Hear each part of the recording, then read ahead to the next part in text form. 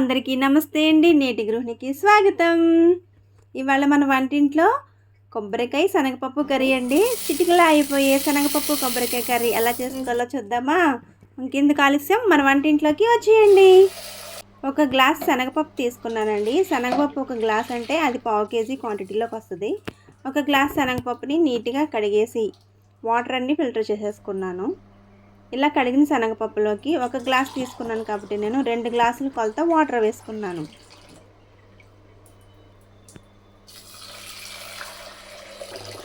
అలా 2 గ్లాసులు వాటర్ వేసుకున్న తర్వాత ఈ పప్పు అంతా కూడా ఒకసారి అంచుల వెంబడి ఉన్న పప్పును కూడా ఒకసారి ఇలా నీటిలోకి వేసుకున్న తర్వాత దీన్ని మనం ఒక 10 నిమిషాలు పక్కన పెట్టి నానబెట్టుకుందాం. నేను నానబెడుతున్నాను కాబట్టి కుక్కర్ పైన లిడ్ తిరిగేసి పెట్టాను.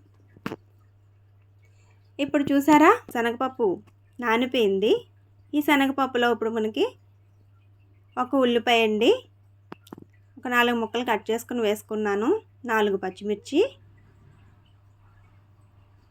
కొద్దిగా కరివేపాకు, 2 రెమ్మల కరివేపాకు,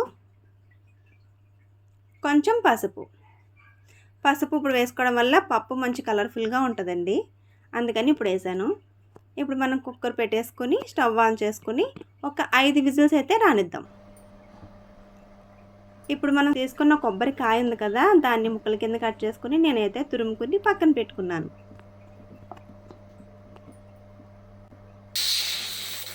ఇలా ఒక 5 విజిల్స్ వచ్చిన తర్వాత ప్రెషర్ అంతా పోయిన తర్వాత ఇప్పుడు మనం పప్పు ఎలా ఉడికిందో చూసుకుందామండి. చూసారు కదా, పప్పు అయితే ఉడికింది, వాటర్ కూడా కరెక్ట్గా సరిపోయినాయి.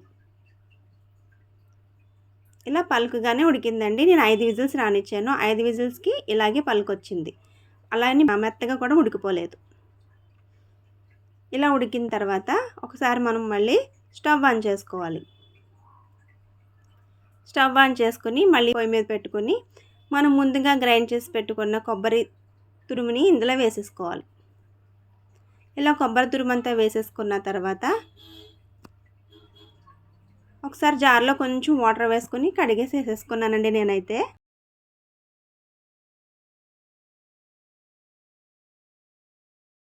ఇప్పుడు ఇందులో రుచికి సరిపడా ఉప్పు వేసుకోవాలి. కారం అండి, చెంచాన్నర వేసాను. ఇప్పుడు మనం ఇందులో పసుపు ముందుగానే వేసేసాం కాబట్టి మనం ఇందులో పసుపు వేయక్కర్లేదు. ఒకసారి ఇదంతా కూడా మనం కలుపుకొని ఒక్కసారి మళ్ళీ మూత పెట్టుకుందాం. ఇందులో నేను ఎక్స్ట్రా వాటర్ అంటే వేయలేదండి, పప్పులో వచ్చిన వాటరే ఉంది. నేను చూసారా విజిల్ పెట్టకుండానే పెట్టాను, నార్మల్గా పెట్టాను. మీరు నార్మల్ ప్లేట్ అయినా పెట్టుకోవచ్చు.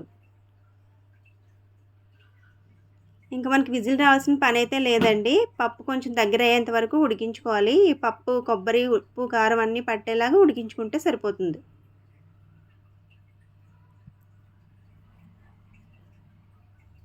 చూసారు కదా, ఇలా ఉడికిపోయింది కదా, ఇంక ఇది ఉడికిపోయినట్టేనండి. ఇంక దీంట్లోకి మనకి ఉప్పు సరిపోతుందో లేదో చూసుకుని ఈ టైంలోనే అడ్జస్ట్ చేసుకోవాలి. నాకైతే ఉప్పు కరెక్ట్గా సరిపోయిందండి, కాబట్టి నేను ఇంకా దింపేసుకుంటున్నాను. వాటర్ కూడా ఎగిరిపోయింది.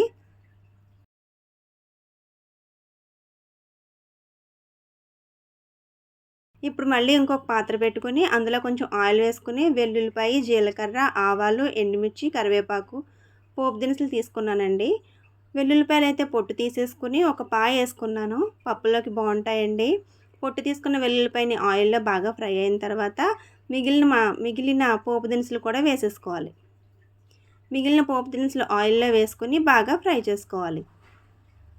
ఇలా ఫ్రై అయిపోయిన తర్వాత ముందుగా మనం ఉడకపెట్టుకున్న కొబ్బరి, శనగపప్పు మిశ్రమాన్ని ఈ పోపులో వేసేసుకోవాలి. ఇలా వేసేసుకున్న తర్వాత పప్పులో పోపు అంతా కలిసేలాగా ఒకసారి కలుపుకోవాలి. అంతేనండి, ఎంతో ఈజీగా టేస్టీగా ఉండే కొబ్బరికాయ శనగపప్పు కూర రెడీ. చిటికేసినంతసేపులో కర్రీ అయిపోతుందండి. చాలా బాగుంటుంది. దీని కాంబినేషన్ చారు ఉంటే ఇంకా బాగుంటుంది.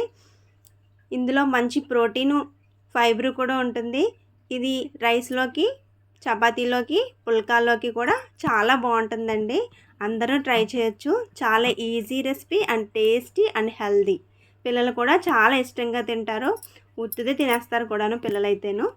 చాలా బాగుంటుంది. మీరు కూడా ట్రై చేయండి. ఎలా ఉందో మాకు కామెంట్ చేయండి. ఈ రెసిపీ మీకు నచ్చినట్లయితే లైక్ చేయండి, షేర్ చేయండి, సబ్స్క్రైబ్ చేయండి. మా ఛానల్ని తప్పకుండా సబ్స్క్రైబ్ చేయండి. మా ఛానల్ని ఫాలో అవ్వండి. మరిన్ని మంచి వంటకాలతో మీ ముందుకు వస్తుంది మీ నేటి గృహిణి. ఈ కొబ్బరికాయ పప్పులో కాంబినేషన్ అప్పడాలు కూడా బాగుంటాయండి. చక్కగా వేడివేడి అన్నంలో పప్పు వేసుకొని అప్పడం నంచుకొని తింటే సూపర్ ఉంటుందండి. తప్పకుండా మా ఛానల్ని లైక్ చేయండి. Okay friends, bye.